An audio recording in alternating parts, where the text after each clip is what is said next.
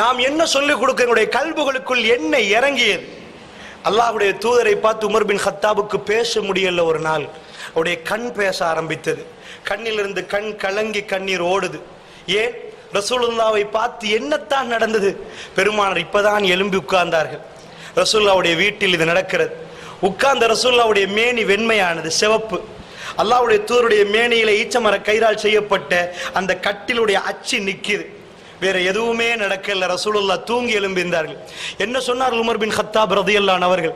ஷாமுடைய தலைவர்கள் எல்லாம் பார்த்தார்கள். அவர்கள் ஆடைகளை நீட்டிக்கொண்டு உடுக்கிற விதமும் அவர்கள் போகிற விதமும் அந்த கௌரவத்தை எல்லாம் பார்த்து, யா ரசூலல்லாஹ், இந்த உலகத்தில் அதுக்கெல்லாம் அருகதையானவர் நீங்கள் யா ரசூலல்லாஹ், ஒரு பஞ்சணி மெத்தை தச்சு தரட்டுமா? ரசூலுல்லாஹ் என்ன சொன்னார்? உமர், உங்களுடைய ஆசை பரவாயில்லை, தச்சுத்தார்கள். என்ன சொன்னார்கள்? யா உமர், உமர், நான் வாழ வந்தவன் அல்ல உமர், நான் போக வந்தவன் என்றார்கள் ரசூலுல்லாஹ். நான் போக வந்தவன் என்றார்கள். அல்லாஹ்வுடைய நல்லடியார்களே, அல்லாஹ் ரப்புல் இஸ்ஸத் உஹது மலை அளவுக்கு என்னிடம் தங்கத்தால் அந்த மலையை தங்கமாக்கி தந்தால் ஜிப்ரீல் அலைஹிஸ்ஸலாம் கேட்டார்கள், தங்கமாக்கி தரட்டுமா யா ரசூலல்லாஹ்? அல்லாஹ் கேட்கிறார். அப்படி வேணாம் என்றால் தங்கமாக்கி தந்தாலும் 3 நாட்கள் என்னிடம் அது இருப்பதை விரும்ப மாட்டேன் என்று சொல்லி வாயால் சொல்லவில்லை.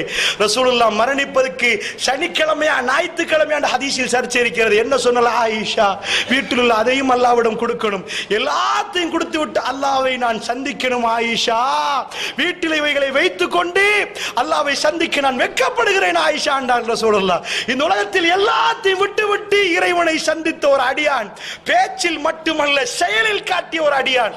அந்த உம்மத்தில் வாழுகிற நாம் அல்லாஹ்வுடைய நல்லடியார்களே, என்ன நடந்திருக்கிறது? ஏன் இன்றைக்கு கொடுப்பதில் பிரச்சனை முஸ்லிம்களுக்குள்? ஏன் இந்த நம்பிக்கை இல்லை? கொடுக்கிறோம், ஏதோ பயந்து கொடுக்கிறோம், பரவாயில்லை, அதுவும் ஹதீஸ் தான்.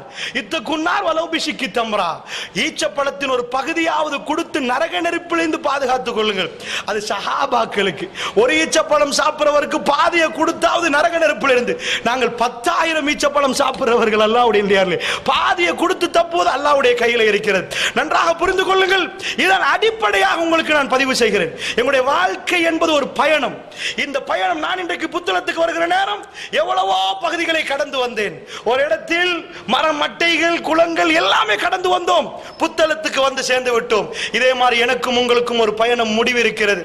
அந்த முடிவிலே இறைவன் தந்ததை எல்லாம் கொடுத்து விட்டு அவனுடைய அவன் தந்த ரூஹை திரும்ப கொடுக்க வேண்டியிருக்கிறது.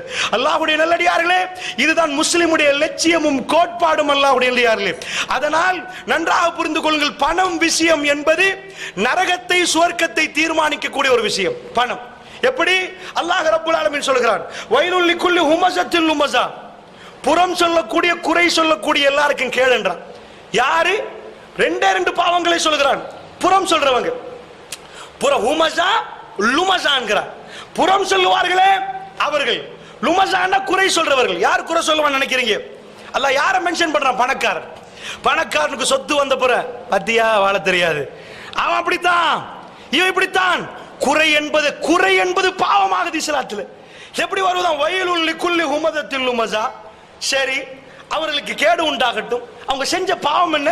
அல்லது ஜமாமாலஹு வ அத்ததா, அவர்கள் சொத்துக்களை எல்லாம் சேர்த்தார்கள்.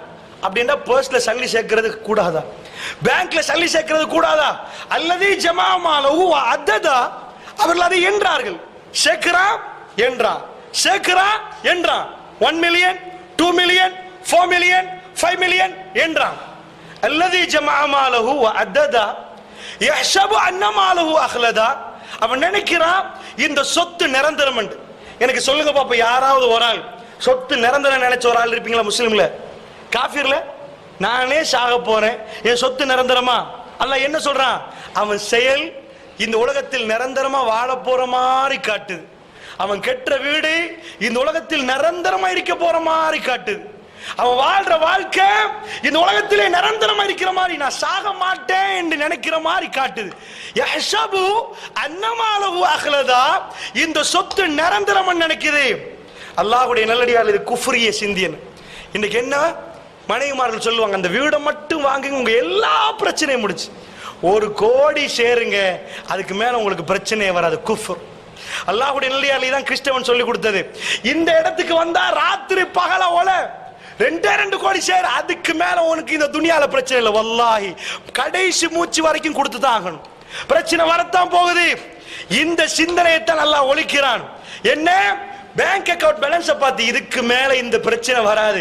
ஏண்டா 45 லட்சம் அக்கவுண்ட்ல இருக்குது, கொஞ்சம் மனசார்தலா வண்டியை ஓட்டலாம் நினைக்கிறீங்களே, இதைத்தான் அல்லாஹ் சொல்றான். அவன் வேலை என்னண்டா, அவன் என்ன நம்பணும்? இந்த சொத்துல இல்லையா அல்லாஹ் உண்மையில நம்பி இருக்கிறேன், இந்த சொத்து நாளைக்கு போகும், நாளைக்கு வரும், கூடும், குறையும், இதுல எனக்கு எந்த நம்பிக்கையும் இல்லையா அல்லாஹ். ஒவ்வொரு முஸ்லிமும் நெஞ்சில கை வச்சு சொல்லுங்க பாப்போம், அக்கவுண்ட் பேலன்ஸை பார்த்து நீங்க ஆறுதல் அடைவீர்களா இல்லையா?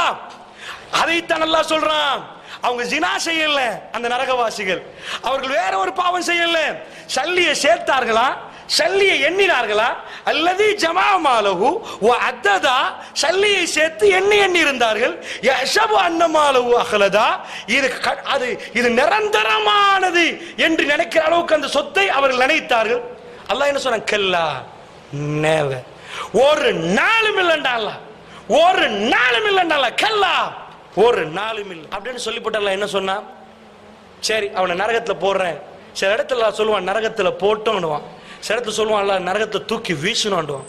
இல்ல யும்பதன்னஹு ஃபில் ஹுத்தமா, ஹுத்தமாவில தூக்கி வீசுவோம்ன்றான் அல்லாஹ். ஒரு மனுஷனோட எவ்வளவு கோபம் இருந்தா சலான்னு ஒரு அடி அடிப்பான். ஏன்?